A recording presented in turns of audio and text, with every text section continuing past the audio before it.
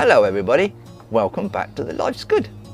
And don't worry, it's not an episode on my motorcycle. I have had to do some work on this the last couple of days, but I'm just checking it over. I'm going to put it away, and the sun is shining, and Cheryl and I are going to get out on the plot and do one or two things, and we'd very much like you to join us. So stick around and come and join us in the Life's Good. Right, so let's do a bit of gardening, hey? We've got some salad chard here that I brought on in the greenhouse. I don't know if you can see that very well. Sort of the red and green leaves. It's a bit like your normal chard, but it's a lot smaller, and it's grown for the leaf to be used in salads and so on. So these have been outside for a few times this week. They're fairly hardened off, and we're going to put those in our little salad bed here in front of the greenhouse. It's a case of taking them out of here, separating them, and replanting them in a row across the plot down here. First thing we're going to do is to take these out of this container, if we can. They're going to be quite tight in here, and put them into a tray. As Cheryl's just said, there's a lot of roots in here. Very pink roots as well. I never realised that before, but the roots are very pink, as well as the leaves being a red tint. And all we do is tease these apart to see what we've got here, and make a hole with the dibber, and drop small clumps of these in each hole so they grow together as little clumps. And hopefully they'll come on, and we'll have a harvest of chard leaves in the not too distant future. So we'll move forward and start popping these in the ground. I'm hoping you can see this, everybody. I've got my trusty old dibber. This was the one made from my grandfather's spade handle. Just make a hole in the soil with this. Make sure the soil doesn't fall back in. Cheryl's got the little plants there. She's just going to drop those in to that hole. Just a little clump of them. There's 2 or 3 plants in there. That won't hurt. You don't have to separate them individually. And she's popped those in and firmed those in. And I'll leave it about a spade handle width there, 4 or 5 inches. Make another hole. And I'm using the cane as a guide for a straightish line. So we're making a hole there. Don't want it too deep. Cheryl's popping another little clump in there, backfilling and firming them in. It's quite therapeutic, Cheryl. Certainly is. You have to watch your back. Yes, it's true. That's the thing with gardening, isn't it? You're always leaning over and bending. And if you do have an issue with your back, it can be aggravated if you're not too careful. Another hole there. Another little clump of chard. Now, as I was saying earlier, these are a baby chard or a salad chard, and they're ideal for trimming off the leaves and popping them into a salad mix. If you buy a bag of, I think they call it bistro salad in the shops, you get a pre-made salad in a bag, you get the red tinted leaves in there, and very often that is a chard. Quite a few in there, but that won't hurt. It's about 3 actually. Is it? There's quite a lot of leaf growth on that one. Be a good one. Yeah. Looking forward to these in our salad. So about there. We're in the shadow of the Cavolo Nero here. We've got the last 2 left that we're still taking leaves from. You reach that, Cheryl? Yeah. I think you might be blocking everybody's view. Doesn't matter. A little bit, but that's fine. So, there they go. They're in. We'll continue putting this row in, and once that's done, we've got a couple of other jobs we want to do as well. That little container provided us enough plants to do just over 1.5 rows on this small bed. Now, I've probably planted all of these together a bit close together compared to what a lot of other people will do.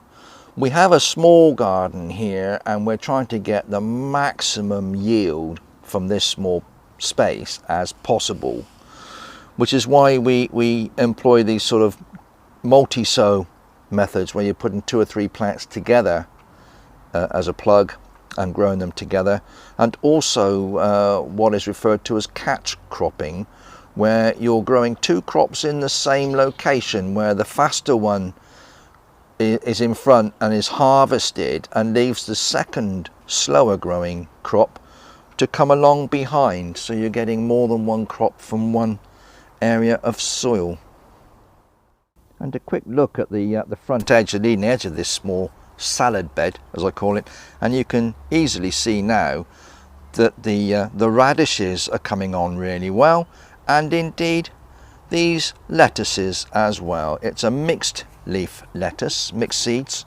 I'm not entirely certain of which variety is which, but they're all stood up. You can see these little individual plants are all stood producing leaf, so they so far are successful, and I'm looking forward to harvesting lettuces from there.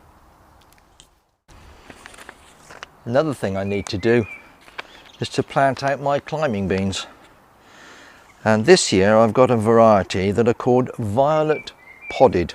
They've got black pods on them, although when you cut them and cook them they do in fact go green, which is a bit bizarre. But what I've chosen to do this time is I put a couple of wigwams of cane at the end of my keyhole pathways, one at the end of this path and one over there at the end of that other path, and I intend to grow some of my beans here in this location. The broad beans underneath, the garlic underneath, will not be affected by these and will probably be removed before these are growing anyway. There's a couple of broad bean plants underneath that far wigwam there. But my thoughts are trying to get as much as I can from this plot. As I said earlier, when we're planting out the chard, we're trying to get as much produce from as little space as possible. And growing these little wigwams of runner beans over the pathway is another great way of space saving. Plus we can pick them from underneath, which would be ideal, without climbing all over the soil to get at them.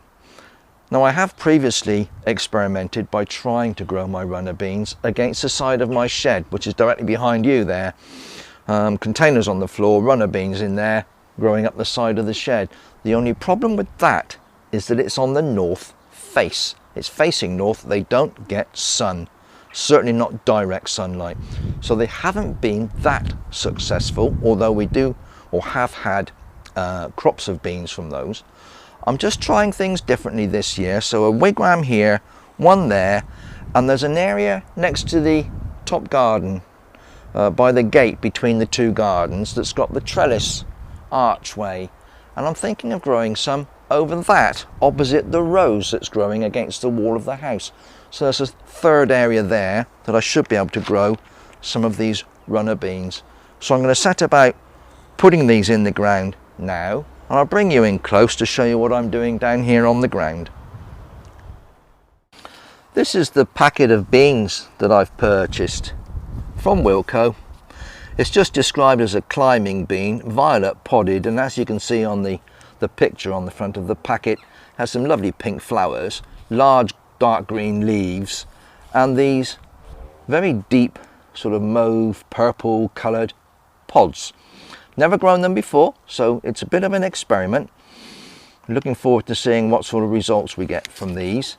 There is approximately 45 seeds in the packet, and these can be sown outdoors from the end of April onwards, and we're well into May now, and although we've had some wet days and a few chilly nights, I'm quite confident that the soil is actually warm enough now and the weather is clement enough that these should be okay, germinate and grow out here on the plot.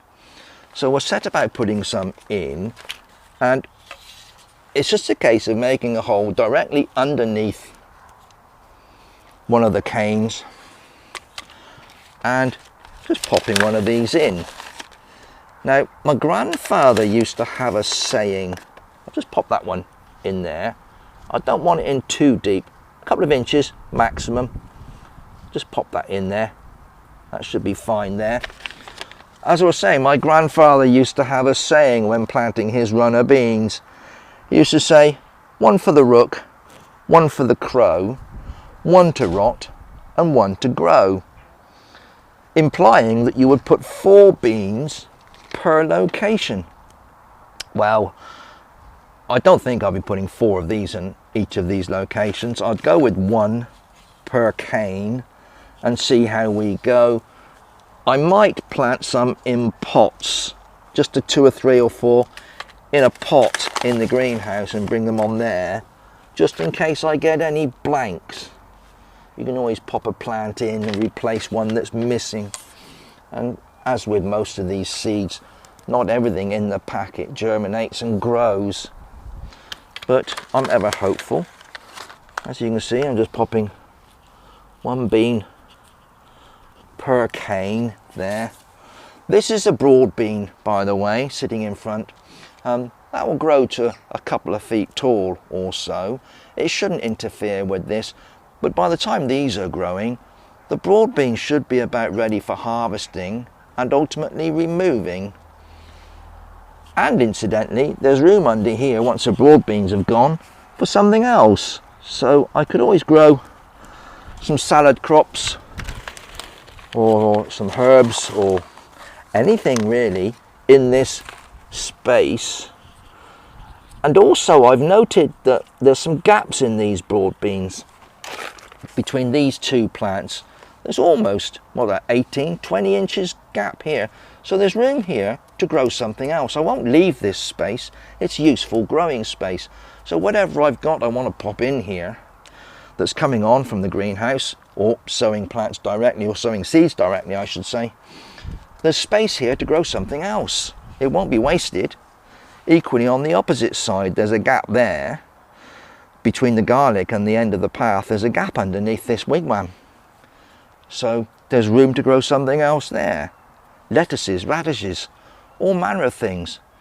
So I'm trying not to waste space and get the most that I can from every inch of this plot. We've chosen this area adjacent to the raspberries to grow our peas this year. We have grown peas here before with much success. So we have our early onward peas here.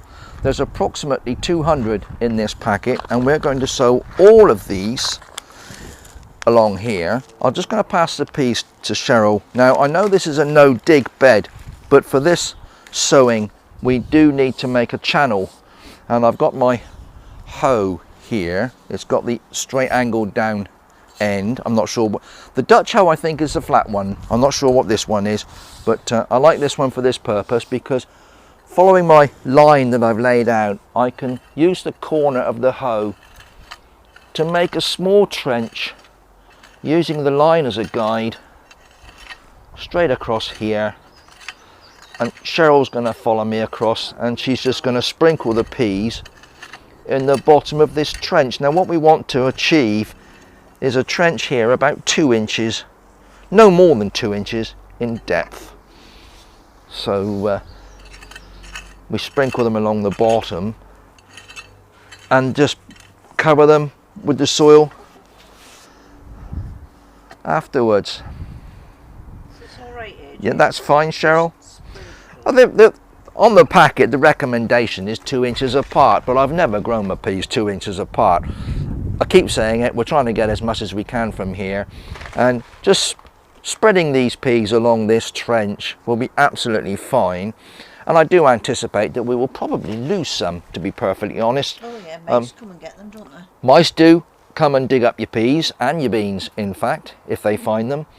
The tender shoots can be taken by birds or even by slug. So there's quite a few ways that your crop could be decimated if you're not too careful. But spreading them out, just sowing them thinly. Still got loads. We've got quite a lot left, so we might have some to grow in another location. Cheryl's just shown me the packet there. We've only grown, what, half of them sown in this trench, and that's adequate for there. So we may find another location for some more peas, guys. Well, we've had a good day. We've done quite a bit today. Yeah. We've got quite a bit achieved. Yes, excellent. There you go. So we're going to finish this off and have a chat with you in a moment. What was that, Cheryl? You're going to cover them now. We're going to cover them. Yes, quite easily. You can do it with your fingers. I just put my hand across the row and just drag the soil back in over the top of these. But what I do also like to do is pat it down a little bit. Just make sure that the seeds are in contact with the soil and there's no air around them. So just push it back over. It's quite easy. And these will be fine. What we do need to do is to mark the row. Once we've taken this line away, we won't be able to see where they are. So we need to mark the row with a couple of sticks or something.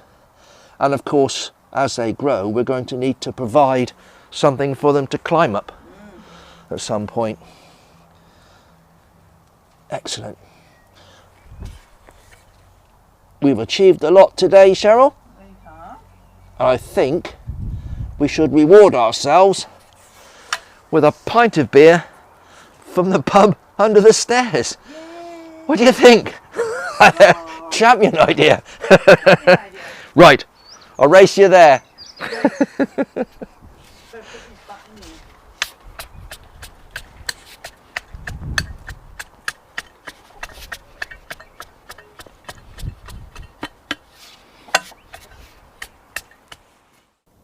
Something I do is let the hens have a scratch around underneath our fruit bushes inside the fruit cage. They can't escape from here, it's all sealed in with mesh and netting. But there's all sorts of things grow on the floor of the fruit cage that I don't particularly need. And so we let them in there and they have a good scratch around and remove all the little weeds and things growing and keep the ground clear for me. So they've had a little bit of an excursion this afternoon, scratching around, getting all sorts to feast on, haven't you girls? And they're having fun.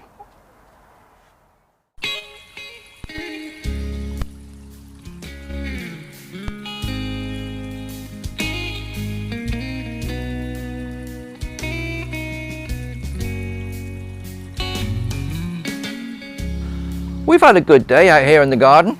We've got quite a lot done, what with the planting and so on and so forth. The chickens have had an excursion into the fruit cage. Bobby the bunny's out here somewhere. He's had a run around. Was he gone back in now? I took him in because I thought it was going to rain. It did cloud over a little bit. Yes, indeed. It was sunny this morning and it's gradually gone a bit grey. But we don't care. We've got everything done, so we're pleased with that. And we've poured ourselves a drink or two from the pub under the stairs. A nice pint of Geordie bitter. Cheers, Cheryl. Very nice, AJ. Whatever you're doing, people, don't forget, subscribe, hit the thumbs up and the bell and all those things. And we'd love for you to come back and see us again soon. We're getting up to all sorts here. The weather's improving, so there's more going on. We're getting busier. But it'd be great to have you come back and see what we're up to. Either here in the garden or indeed in the pub under the stairs. You never know where we're going to be. So look after yourselves, stay safe, be happy, take care. Bye. Bye-bye.